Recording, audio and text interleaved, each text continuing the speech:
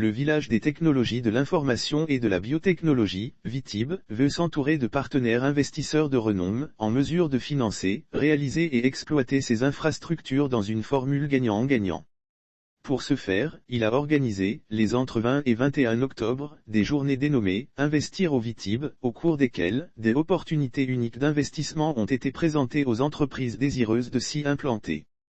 Après une première journée à la Maison du Patronat à Abidjan Plateau jeudi en présence du ministre Roger Adom, la deuxième journée vendredi a été consacrée à une visite guidée sur le site du VITIB à Grand Bassam. Durant cette visite, des opérateurs ont pu s'imprégner des réalités du site.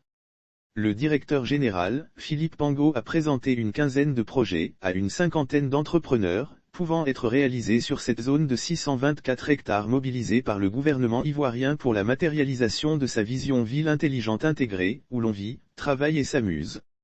Il a expliqué à ces derniers, que l'espace du village est délimité en 3 zones spécialisées par secteur, à savoir les zones administratives, résidentielles et la zone de production.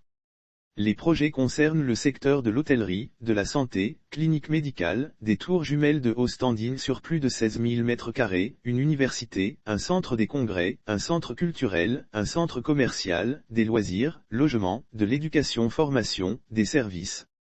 Dans cette zone, 40 entreprises sont déjà installées dont la chaîne nationale et une chaîne privée de télévision qui prévoit y construire des studios.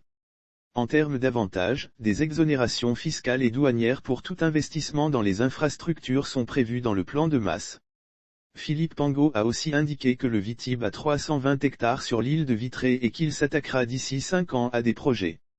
Les tarifs de location de terre sur le site ont également été passés en revue. Ils sont les suivants, 2000 M2/AN en zone administrative, 1500 FCFA/M2/AN en zone de production et 1000 m²/AN en zone résidentielle et commerciale, non viabilisée.